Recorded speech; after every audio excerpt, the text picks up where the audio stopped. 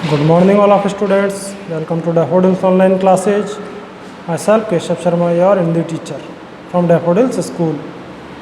तो आज हम क्लास 4th के लिए चैप्टर नंबर 2 वैज्ञानिक एडिशन साइंटिस्ट एडिशन वाला चैप्टर पढ़ेंगे। Chapter number 2 page number 11। तो सभी बच्चे अपना बुक्स उठाएं और पेज नंबर 11 तो चैप्टर नंबर 2 वैज्ञानिक एडिशन वाला पार्ट खोल लें।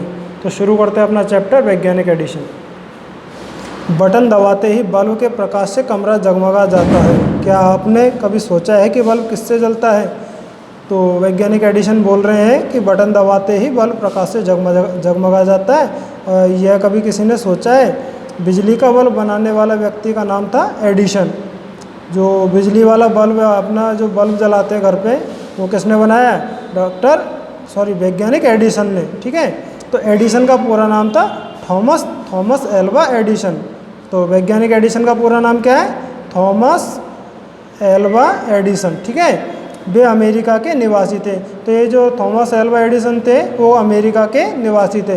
एडिशन बचपन से ही प्रयोग करने में रुचि लेते थे। ठीक है, तो जो एडिशन थे वो शुरू से ही उनकी रुचि किसमें थी? प्रयोग करने में। ठीक है, जो नए नए एक्सपेरिमेंट करते हैं उनमें उनकी रुचि थी। ठीक है, उन्हें प्रश्न पूछने का बड़ा शौक था। तो जो वैज्ञानिक एडिशन थे उन्हें प्रश्न पूछने का बहुत अच्छा शौक था। वो सभी से प्रश्न पूछा करते थे। जब तक उन्हें सही उत्तर नहीं मिलता था वे संतुष्ट नहीं होते थे। जो वैज्ञानिक एडिशन थे उनने जो प्रश्न पूछा है उनका सही जवाब नहीं मिलने पर वे तब तक संतुष्ट नहीं होते थे जब तक उनको सही उत्तर नहीं मिले। वे संतुष्ट नहीं आगे बढ़ते। उन्हें बच्चों की तरह बहकाना आसान नहीं था। जो वैज्ञानिक एडिशन थे उन्हें बच्चों की तरह बहकाना आसान नहीं था। मतलब बच्चों के समान कि वे बहलाने फुसलाने पे मान जाए, ऐसे व्यक्ति नहीं थे वैज्ञानिक एडिशन। ठीक है, अध्यापक के पढ़ाने की ओर वह सदैव कम ध्यान देते थे तथा कक्षा में बैठे वे अपने विचारों में खोए रहते थे। तो जो एडिशन थे वो कक्षा में जो अध्यापक पढ़ाते थे उन पर कम ध्यान देते थे और अपने विचारों में ज़्यादा मग्न रहते थे। मतलब खोए रहते थे, मतलब मग्न रहते थे। इसी कारण अध्यापक उनसे अप्रसन्न रहते थे। ठीक है, तो इसी कारण से जो उनके कक्षा अध्यापक थे वो उनसे नाखुश थे, मतलब खुश नहीं थे। इस समय एडिशन की आयु 8 वर्ष थी। तो ये 8 साल की उम्र के थे। यह उस समय की घटना है जब एक दिन कक्षा में अध्यापक बच्चों को पढ़ा रहे थे। वे बच्चों को उड़ने वाले पक्षियों के विषय में बता रहे थे। तो एक दिन एडिशन के जो अध्यापक थे वो कक्षा में बैठे हुए थे और वे अपने विद्यार्थियों को उड़ने वाले पक्षियों के विषय में बता रहे थे कि कौन कौन से पक्षी उड़ते हैं, उनके बारे में बता रहे थे। अचानक एडिशन उठे और बोले, सर, मनुष्य पक्षी की तरह क्यों नहीं उड़ सकता है? तो एडिशन के दिमाग में एक विचार आया, उनके माइंड में एक विचार आया कि मनुष्य भी पक्षी की तरह क्यों नहीं उड़ सकते? तो अध्यापक ने उत्तर दिया, क्योंकि मनुष्य के पक्षियों की तरह पंख नहीं होते। ठीक है, तो उनके अध्यापक थे उनको मतलब किसको? एडिशन को जवाब दिया कि मनुष्यों के पंख नहीं होते हैं। ठीक है, आगे देखते हैं हम। तो एडिशन ने प्रश्न किया, सर, पतंग के भी तो पंख नहीं होते हैं, तो फिर वह कैसे उड़ती है? तो एडिशन ने अपने अध्यापक से पूछा कि सर, पतंग के भी तो पंख नहीं होते, तो वह कैसे उड़ती है? तो यह सुनकर अध्यापक हैरान रह गए। उनको कोई उत्तर नहीं सूझा। वे गुस्से से आग बबूला हो उठे। तो अध्यापक इस बात को सुन के हैरान हो गए। किसकी बात सुन को? वो अपने एडिशन की बात को सुन के अध्यापक वो हैरान हो गए। उन्हें कोई उत्तर नहीं सूझा और वे गुस्से से आग बबूला हो उठे। ठीक है, एक बार अध्यापक ने एडिशन के एडिशन के अभिभावकों से उन्हें स्कूल से हटा देने के लिए कहा। तो जो अध्यापक थे उन्होंने एडिशन के अभिभावक मतलब उनके पेरेंट्स को बुला के उनसे कहा कि इसे स्कूल से हटाएंगे।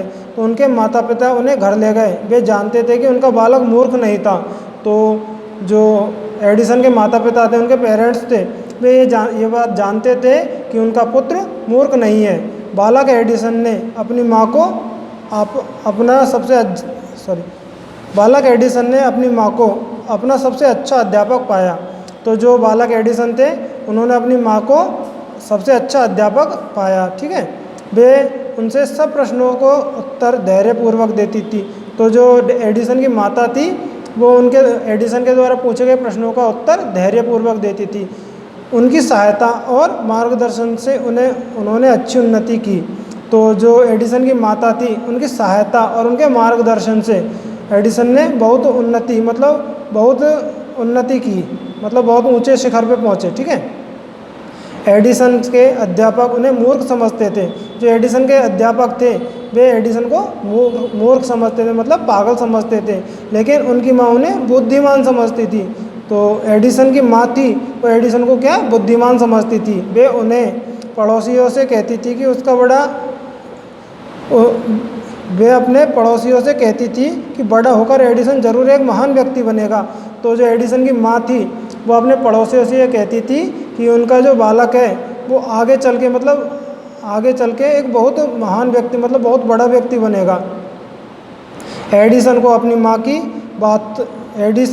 माँ की अपने काम में लगे रहते थे। ठीक है, एक सेकंड। एडिसन को अपनी माँ की अपने काम में लगे रहते थे। ठीक है, बचपन से ही एडिसन को नए नए प्रयोग करने का शौक़ था। तो जो एडिसन थे वो बचपन से ही प्रयोग करने का शौक़ था। उनको बहुत नए नए एक्सपेरिमेंट करने का बहुत अच्छा शौक़ था। वह प्रत्येक चीज़ को करके देखते थे। एक बार उन्होंने एक चिड़िया को कीड़े खाते हुए देखा। एक बार एडिसन थे, उन्होंने एक चिड़िया को कीड़े खाते हुए देखा।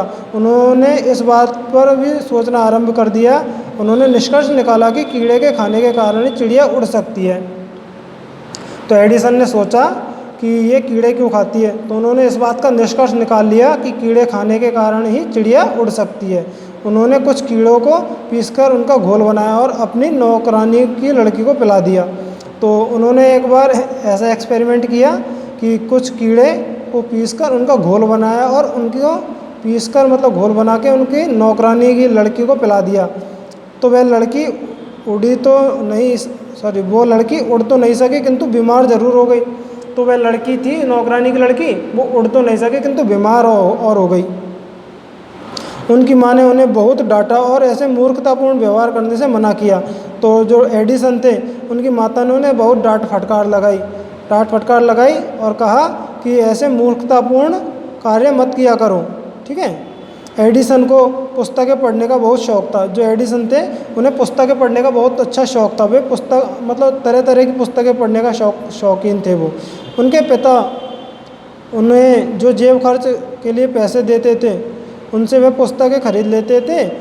वह बाहर जाकर नए नए स्थान देखता था और ऐसे लोगों से मिलना पसंद करते थे। ठीक है, तो आज हमने आपको वैज्ञानिक एडिशन के चैप्टर के बारे में पढ़ाया है और आप सभी उम्मीद करता हूँ इस चैप्टर को अच्छे से समझे होंगे। और जिन बच्चों को ये चैप्टर समझने नहीं आया है वो अपना चैप्टर 2 से 3 बार रिवाइज करके देखें और फिर भी समझने में नहीं आता है तो अपने संबंधित अध्यापक से कॉन्टैक्ट के जरिए आप इसके बारे में जानकारी ले सकते हैं। Thank you students, stay home and stay safe and keep learning.